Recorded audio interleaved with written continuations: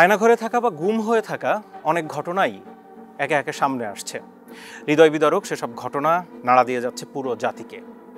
এতদিন অনেকে মুখ খুলতে না পারলেও দিন বদলের সাথে সাথে মুখ খুলতে শুরু করেছেন। পুরো জাতি জানতে পেরেছে কি ঘটেছে সেই সময়টাতে। আশ্চর্যজনক সেসব ঘটনা যা কখনো কল্পনাও করেনি কেউ। তেমনই অভিজ্ঞতার সম্মুখীন হয়েছেন অনেক মানুষ, নিরপরাধ অনেকজন। তেমনই অভিজ্ঞতা জানাতে আজ আমাদের সাথে ইন্ডিপেন্ডেন্ট স্টুডিওতে এসেছেন বাংলাদেশ সুপ্রিম কোর্টের আইনজীবী সোহেল রানা। সোহেল রানা, স্বাগত আপনাকে। আপনাকে স্বাগত।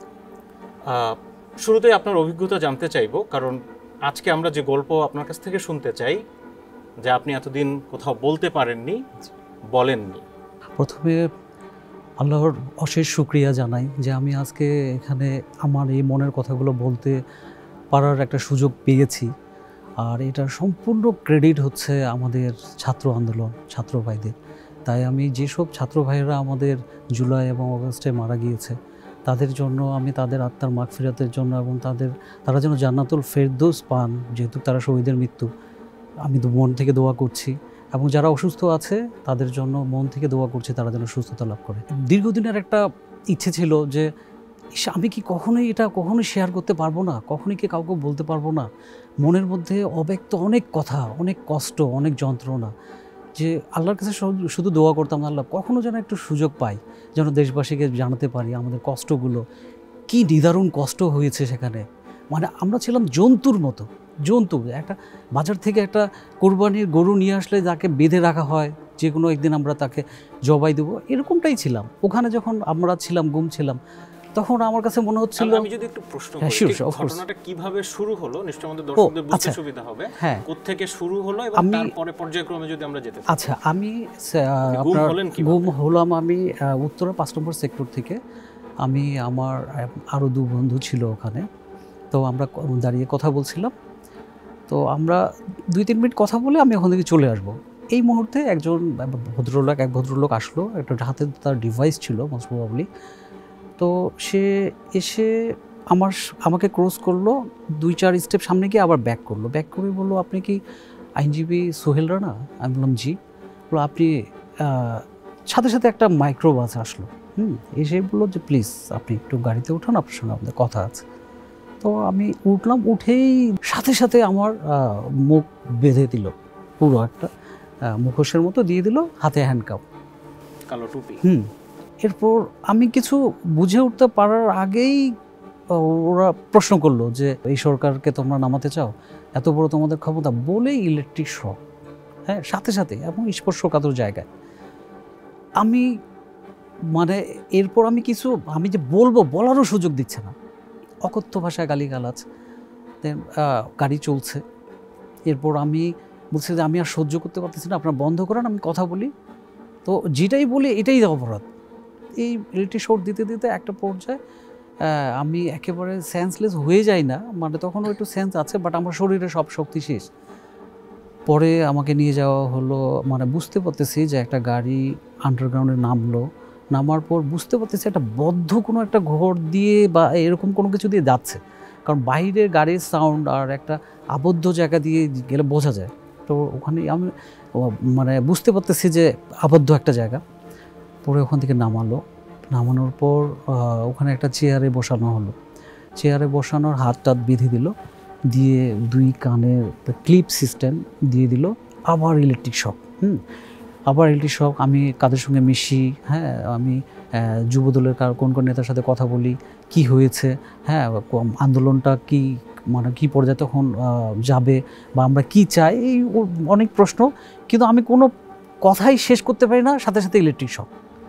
এরপর আমাকে ঝুলানোর পর কোমরের নিচ থেকে ব্যাপক তারা লোহার পাইপ দিয়ে মারলো, মেরে আপনার প্রথম দিনেরই ঘটনা। হ্যাঁ, প্রথম দিনের ঘটনা করলো কি, একেবারে পার নিচ পর্যন্ত ফুলে টুলে গেল। এরপর প্রশ্ন করলো। একটা সময় আমি সেন্স হারাই ফেলি।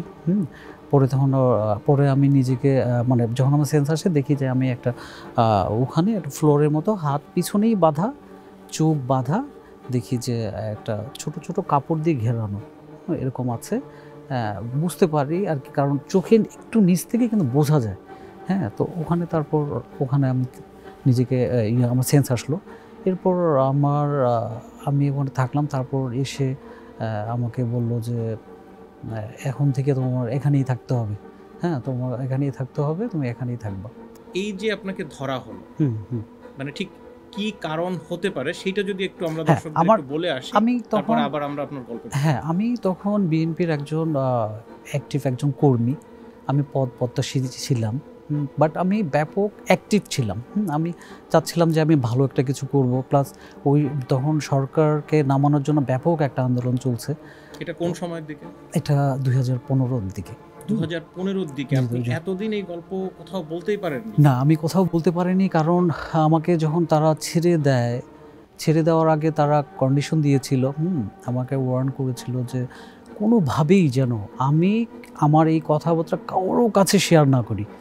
যদি শেয়ার করি তাহলে এবার আমার ফ্যামিলি সহ তারা গুম করে ফেলবে। বলছে তোমাকে তো করবো, তোমার পুরো ফ্যামিলি সহ এবার গুম হয়ে যাবে, তো তুমি রাজি আছো কিনা? আমি বললাম যে আমাকে যে কোনো কন্ডিশন দেন। হ্যাঁ, আমার তখন দুটো বাচ্চা ছিল, একটা ছেলে একটা মেয়ে। আমি বলছি যে কোনো কন্ডিশন দেন, আমি আমার বাচ্চা দুটোর কারণে আমি বাঁচতে চাই, আমাকে বাঁচতে দিন। হ্যাঁ, আমি আপনারা যা বলবেন আমি তাই শুনতে বাধ্য। আচ্ছা, আপনি এখন ইন্ডিপেন্ডেন্ট স্টুডিওতে এসেছেন আপনার গল্প শেয়ার করতে সবাইকে। এই সাহস এখন হলো কি? আচ্ছা, এখন তো আসলে সেই স্বৈরাচার ক্ষমতা তো এখন নাই। হ্যাঁ, এখন তো আমি স্বাধীনভাবে নিঃশ্বাস নিতে পারছি, এবং এই স্বপ্নটাই দেখেছি যে আমি যেন কখনো আমার সব কিছু যেন শেয়ার করতে পারি, বলতে পারি, কারণ এখানে আমার অনেক অনেক কথা আছে। ওখানকার প্রতিটা মুহূর্তকে আমি ফিল করেছি। হ্যাঁ, প্রতিটা মুহূর্ত, এবং মনে হতো যে কোন সময় মেরে ফেলবে। অনেক সময় হতো কি রাত আনুমানিক মধ্যরাত এরকম বুঝতে পারতাম, তখন ওরা এসে 4-5 জন মিলে আসতো, মানে সবাই ইশারা ইঙ্গিতে কথা বলতো, ফিস করে কথা বলতো, ইশারা ইঙ্গিতে কথা বলতো। আরেকটা ইউজ করতো সিটি দিয়ে ইউজ করতো, যে ওরা রাউন্ড দিত কোনটারে বের করবে, তখন একজন হয়তো অফিসার হয়তো বা থাকতো, ও ইশারা দিত যে এটা, ও যাকে ইশারা যেই সাইডটাতে করতো বুঝতে পারতাম না, অনুমান করে ফিল করতাম, তখন ইন্ডিকেট করতো এটা, তখন যাকে ধরতো ও তখন খুব মানে ধস্তাধস্তি করতো, স্যার আমি এখানেই ঠিক আছি, আমাকে এখানেই রাখেন, আমাকে নিয়ে যান না। মানে মধ্যরাতের দিকে কাউকে নিয়ে যাওয়া মানে ও শেষ, ক্রসে দেওয়া হবে। তখন তাকে প্রচুর প্রহার করা হতো, হতো, মুখ চিপে রাখা হতো, স্যার নিয়ে না, ও যান বাঁচার জন্য চেষ্টা করতো, কিন্তু ছ্যাঁচড়ায় তাকে নিয়ে যেত। কিন্তু আমি দেখতাম যে পরে আর আমি তো কণ্ঠগুলো মুখস্থ হয়ে যেত, কারণ সারাক্ষণ চোখ বাঁধা, সব তো ব্রেন দিয়ে ইশারাতে আমরা মানে বোঝার চেষ্টা করতাম, ওই সাউন্ডটা আর পেতাম না। হ্যাঁ, আমার মনে আছে যখন আমার প্রায় 15 দিন বা 16 দিন এরকম হলো, তখন আমার পিছনে একটা ছেলে ছিল, ও সম্ভবত মেবি ওর ডায়াবেটিক্স ছিল, ও বাথরুমে যেতে চাইতো অনেক, কখনো তো একবারই বাথরুমে যাওয়ার সুযোগ। তো ও করতো কি, প্রতিদিন মার খেত। ওকে বলতো যে তুমি মানে প্রস্রাব করার জন্য ওখানে কাউকে ডাকার জন্য হলে হ্যান্ডকাপটা গ্রিলে আওয়াজ করতে হতো, তখন কেউ আসতো, কী সমস্যা বলো, যদি বলছে আমি টয়লেটে যাব, আমি আর সহ্য করতে পারতেছি না, আমি তখন মারধর করতো, অনেক প্রহার করতো। তো আমার ঠিক আমি এইভাবে হাত পিছনে আমি বুঝতে পারতাম ঠিক আমার পিছন সাইডের অপোজিটে একজন আছে, তো ওই ছেলেটা বারবার নক করতো, ওকে তখন প্রহার করতো। তো ওরেও একদিন করলো কি, ঠিক এরকম মধ্যরাতে আসলো, ও তখন বললো যে স্যার আমি আর প্রস্রাব করতে চাইবো না, 2বার 3বার আমাকে নিয়ে যায় না, আমি এখানেই ঠিক আছে, আমাকে সারা জীবন এখানে রেখে দেন। ও আর্তনাদ করতো, ও বুঝতে পারতেছে যে ও নিয়ে যাওয়া মানে ওকে মেরে ফেলবে। তারপর ওই ছেলেটার জন্য আমার অনেক মায়া হচ্ছিল, যে আমার বুকটা ফেটে যাচ্ছিল যে এত কাকুতি মিনতি করতেছে। তো তাকে ও অনেক শক্তি প্রয়োগ করতেছিল, বুঝতে পারতেছিলাম, তাকে কিন্তু ছ্যাঁচড়ায় নিয়ে গেছে। আমি আর কখনো তার ভয়েসটা শুনতে পাইনি। আচ্ছা, আমরা যেখানে ছিলাম, আপনার যে ঘটনা প্রথম দিন গেল, আপনি ওখানে আটক ছিলেন, এটা কোথায়? এটা কি ঢাকাতে নাকি? আচ্ছা, এখন আমি ওখানে যখন আমি তো জানি না কোথায় আমাকে নিয়েছে ওখানে, তো আমাকে একজন ছিল, ও করতো কি টয়লেটে যখন নিয়ে যাবে তখন করতো কি ওরা পিছনে ধরে নিয়ে যেত, কারণ এই নিচ পর্যন্ত এমনভাবে মারা হয়, যদি ওদেরকে খুলে দিয়ে ছেড়ে দেওয়া হয় যাতে তুমি দৌড় দিয়ে পালাও, কেউ পালাতে পারবে না, কারণ সবার নিচ থেকে অবশ করে ফেলে মেরে। তো আমাকে ওই ধরে নিয়ে যাচ্ছে। পরে তখন আমি একটু কানে আমি বলার চেষ্টা করতেছি যে ভাই আমাকে কি মেরে ফেলবে, আমাকে ছেড়ে দিবে না ভাই, আমি কি ফ্যামিলিতে যেতে পারবো না। পরে বললো যে তোমাকে বাঁচিয়ে রাখবে না মারবে এটা বলতে পারি না, বলেই ও বাথরুমে ঢুকাই দিত। খুব শর্ট টাইম কথা বলা যেত। আপনি বলছিলেন যে আপনি যুবদলের সাথে সম্পৃক্ত ছিলেন, অনেকের সাথে হতো, আমি অনেক সাথে কানেক্টেড ছিলাম। এখন যে এইটার কারণেই কি একজন মানুষকে এইভাবে নিয়ে, নাকি আর কোনো ঘটনা না, কি আপনার? শুধু এটাই কারণ আমাকে যখন টর্চার করছিল। আমি তো আন্দোলন করে বা আইনজীবী তো আরো আছে। হ্যাঁ, আমি একটু অ্যাক্টিভ ছিলাম এবং আমি ওই সময় আমি দলের জন্য যে কোনো কিছু করার জন্য প্রস্তুত ছিলাম। এখনকার যুব দলের যে সেক্রেটারি নুরুল ইসলাম নয়ন, আমি তার সঙ্গেও অনেক কানেক্টেড ছিলাম, অনেক ক্লোজ, এখনো আমরা অনেক ক্লোজ। আমরা যদি আবার ঘটনায় যাই, তারপরে আপনি বলছিলেন যে আপনাকে ঢাকাতেই, আপনি যতটুকু বুঝতে পেরেছেন যে ঢাকাতে রাখা 4 মাস 3 দিন রাখা হয়েছে। 4 মাস 3 দিন। হ্যাঁ, আমাকে 10 তারপরে কি হলো? এবং এর মধ্যে আপনার যে ফ্যামিলি, মানে তারা নিশ্চয়ই যে আপনি যে নিখোঁজ হয়ে গেলেন এর মধ্যে চেষ্টা করেছে তো নিশ্চয়ই যে খোঁজ পেতে, বা মানে আপনার কানে কি কোনোভাবে যেত যে ফ্যামিলি তো কোয়াইট ইম্পসিবল, এটা কখনোই সম্ভব ছিল না। আমি শুধু একটা জিনিস আমার মনে আছে, আমি এটা আমি ওখানে করতাম কি, আমি যখন একটা সময় বুঝলাম যে দোয়া ছাড়া আমার কোনো আর ওয়ে নাই, একমাত্র আল্লাহই পারে আমার ছেলে সন্তানদের কাছে আমাকে মানে ফিরিয়ে দিতে। তখন আমি করতাম কি, আমি দিন রাত তাসবিহ তাহলিল করতাম, কিন্তু ওখানে উজু করতে দিত না। একটাই কারণ, কেউ বাথরুমে যেতে দিত না বা উজু করতে দিত না, কারণ উজু করতে গেলে 5 ওয়াক্ত নামাজে উজু করতে দিতে হবে, সবাইরে 5 বার করে নিতে হবে। এটা ওদের জন্য অনেক টাফ ছিল, ওরা এটা এই জন্যই দিত না। তো আমি তখন করলাম কি, আমি সকালে, ওরা 7টা-8টার দিকে নিয়ে যেত, আমি করতাম কি, ফজরের পর একটু ঘুমিয়ে নিতাম। ঠিক আমি বলতাম কি, ভাই আমাকে সিরিয়ালের লাস্টে আমাকে বাথরুমে নিয়েন। তো কারণ একবারই তখন নিয়ে যাবে। কতজন ছিল আনুমানিক এটা বলা যাবে না, এটা কেউ বলতে পারবে না, কারণ কেউ যদি ওদের চেহারা দেখে, ওরা সবসময় ওয়ার্নিং দেয়, যদি তুমি চেহারা দেখছো তুমি শেষ। আর আমার মনে হয় তাই, কেউ যদি কোনো কারণে বাথরুমে, ওরা তো 1-1.5 মিনিটের বেশি হয়ে গেলে বাথরুমে ঢুকে যেত, কিন্তু যদি ঢুকেও গেছে আমি মুখ লুকায় রাখতাম, কেন, চেহারা দেখলে আর বাঁচার সুযোগ নাই। তো আমি ওই যে সকালে উজু করতাম, আমি আর ঘুমাতাম না, ওইভাবেই তো শুয়ে বসা, আমি যেন ঘুম না আসে, তন্দ্রা যেন না আসে, আমি করতাম, আমি জেগেই থাকতাম।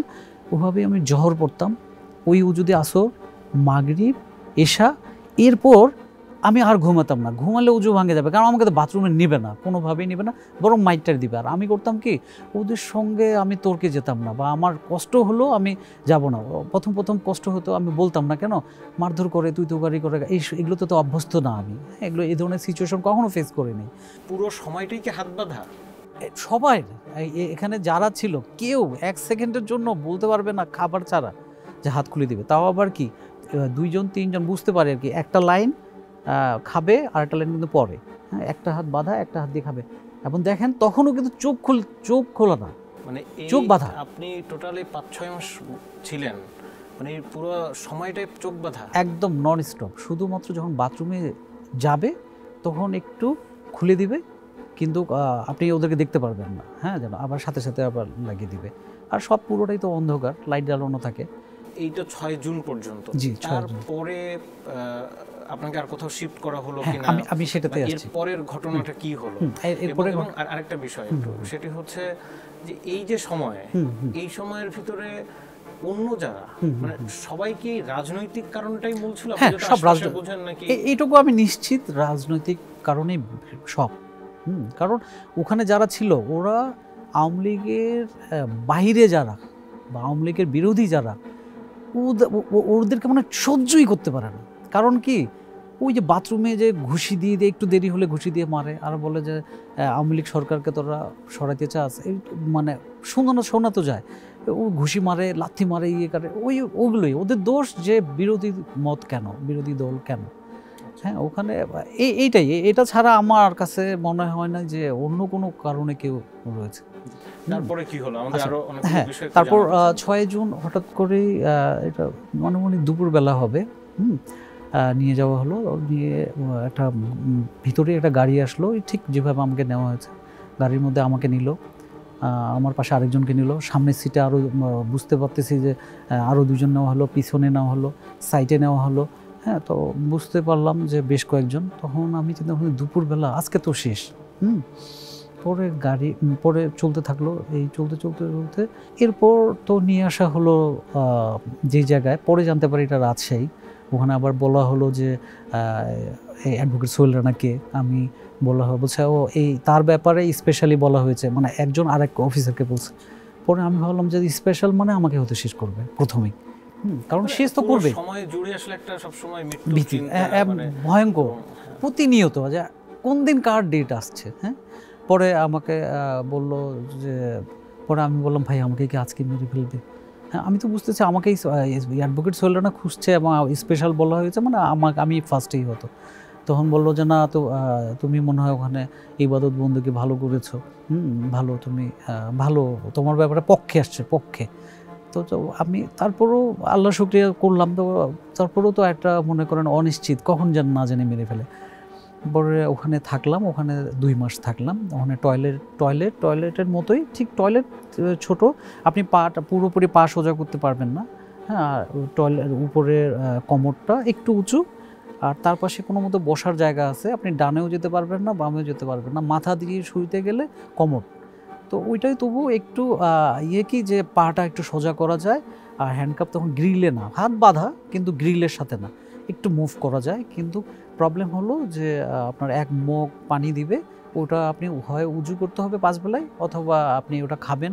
খাবার কি পর্যাপ্ত পাওয়া যেত? খাবারের বিষয়টা খাবার খুব লিমিটেশন ছিল, লিমিটেশন বলতে কি পরিমাণে কম ছিল। আর হয়তো আমাকে 2 বার, আমি প্রথম 2 বার পেয়েছি, পরের দিকে কিন্তু 3 বারও পেয়েছি। হ্যাঁ, সকালের নাস্তা, দুপুরের খাবার রাজশাহীতে নিয়ে যাওয়ার।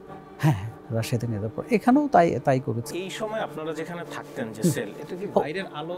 না, কোয়াইট ইম্পসিবল, না কোনো সম্ভাবনা না। ওইটা একটু বর্ণনা দিই। টয়লেটের মতো ঠিক, কিন্তু ওটা পাশাপাশি অনেকগুলো রুম, আর সবার টিনের একটা গেট, নিচের দিকে শুধু একটা প্লেট ঢোকার মতো রাস্তা, আপনি ওখান থেকে চাইলে দেখতেও পাবেন না।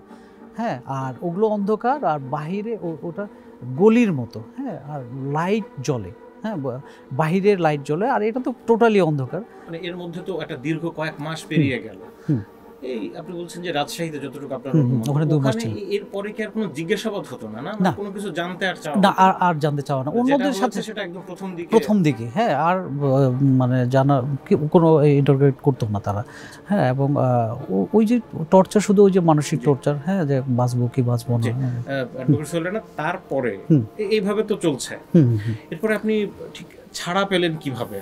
আচ্ছা, সেই ঘটনা আসে যে এইভাবে তো ঘটনাগুলো চলে যাচ্ছে, অনেকে যাচ্ছে। হঠাৎ একদিন আমাকে এসে বলল যে, আমাকে ওয়ার্ন করা হলো যে আচ্ছা তোমার ছেলে মেয়ে কয়টা? আমি বললাম যে 2টো। তো আমাকে বলা হচ্ছে যে তুমি কখনোই রাজনীতিতে ফিরবা না, অন্তত এই তোমার ছেলে মেয়ের জন্য তুমি এটা কি কমিটমেন্ট দিতে পারো? আমি তখন আমার সর্বোচ্চটা দিয়ে বোঝালাম যে না, আমি কখনোই এগুলোতে আমি ফিরবো না, কখনোই করবো না, আমাকে ছেড়ে দেওয়া হবে কিনা। বলছে যে তুমি যে এখানে আমাদের কাছে ছিলা, এটা তুমি তোমার ওয়াইফের সাথেও শেয়ার করতে পারবে না, তুমি কি পারবা এগুলো করতে? আমি বললাম যে হ্যাঁ, আমি কাউকে বলবো না। বলছে যে তুমি বলবা যে তোমার মাথার সমস্যা হয়ে গেছিলো, তুমি কোথাও চলে গেছিলা, চিটাগং সিলেট কোথাও চলে গিয়েছিলে, তুমি কি এইভাবে কেউ করে কি তুমি এক্সপ্লেন করতে পারবা? আমি তো যে কোনো কন্ডিশন, আমার তো বের হতে হবে। পরে আমি বলি যে না, আমি কাউকেও বলবো না, প্লিজ আমাকে দেখেন ছেড়ে দেওয়া যায় কিনা। পরে বললো যে ঠিক আছে, তোমাকে আজকে ছেড়ে দেওয়া হতে পারে। তোমার দাড়ি কি বড় ছিল? তখন তো দাড়ি, নখ, এগুলো চুল অনেক বড় হয়ে গেছে। আমার প্রথম গোসল ছিল 45 দিন পর গোসল ছিল। যখন বাথরুমে যেতাম তো দেখতাম যে শার্টের উপরে ময়লা, মানে মানুষের শরীরে ময়লা যেরকম পড়ে না, শার্টের উপরে ময়লা। হ্যাঁ, তো আর মানে ব্যাপক গরম ওখানে, এমন গরম, ঘামে ওগুলোই ওখানে শুকায় যায়, ওভাবেই থাকে। তো পরে আমাকে আমার শার্ট দেখানো হলো, অনেক শার্ট, কোনটা আমার ওরা তো জানে না। তো শার্টটা আমি চিনতে পাই, কিন্তু জুতোগুলো সব এগুলো মনে হয় বাইরে ছিল, মানে সব মানে ধুলাবালিতে একবার কোনো জুতাই সব জুতা একই রকম, জুতোটা চিনতে পারলাম না। পরে বললো না করে রাখা হবে, জুতা খালি পায়ে রাখা হবে। ও আরেকটা জিনিস, ওখানে সবাই, ওখানে তো আলাদা কোনো কাপড় দেওয়া হতো না, কিন্তু আমি যখন নন স্টপ নামাজ ছাড়ি না, পড়ি, তখন আমাকে ওখান থেকে এক অফিসার আমাকে লুঙ্গি দিয়েছিল, বললো যে এটা শুধু তোমাকে দেওয়া হলো, এটা কারো সঙ্গে এখানে কারো কাছে শেয়ার করবো না, তুমি এই লুঙ্গিটা পরতে পারবা। তো আমাকে ওই লুঙ্গিটা পরানো, ওই লুঙ্গি আর আমার ওই শার্টটা দেওয়া হলো, দিয়ে আমাকে রাতের বেলা আসলো, সে কয়েকজন এসে আমাকে আবার ওই মাস্কটা পরালো, কাপড় চোপড়, আর চোখ বেঁধে দেওয়া হলো, দিয়ে কিন্তু ইন্টেনশন খুবই খারাপ। ওখান থেকে নিয়ে তাড়াহুড়া করে গাড়িতে তুললো। ওই গাড়িটা অনেকক্ষণ চললো, এর মধ্যে এক জায়গায় এসে থামলো। থামার পর বুঝতে পারতেছি যে একটা ঘন জঙ্গল টঙ্গল, কারণ ঝিঝি পোকা ডাকছে। পরে আমাকে ওখানে সাথে আরো কয়েকজন আছে নাকি? অনেক ফুল, ওখানে একবার ফুল টিম, বুঝতে পারতেছি অনেকেই। আপনাদের সাথে কি শুধু না, আমি একা।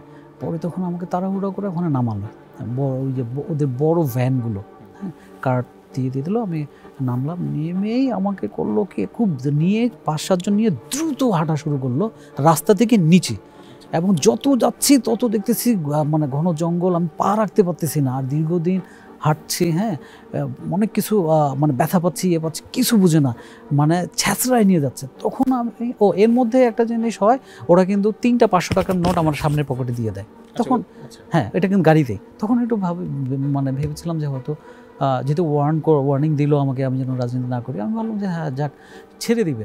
কিন্তু যখন ওরা এইভাবে দিয়ে দিচ্ছে যাতে করে, হ্যাঁ ভাড়া, তো আমার কাছে মনে হলো যে ছেড়ে দিবে। কিন্তু যখন নিয়ে যায় তখন আমার শরীরের শক্তি শেষ, কারণ কনফার্ম আমাকে মেরে ফেলবে।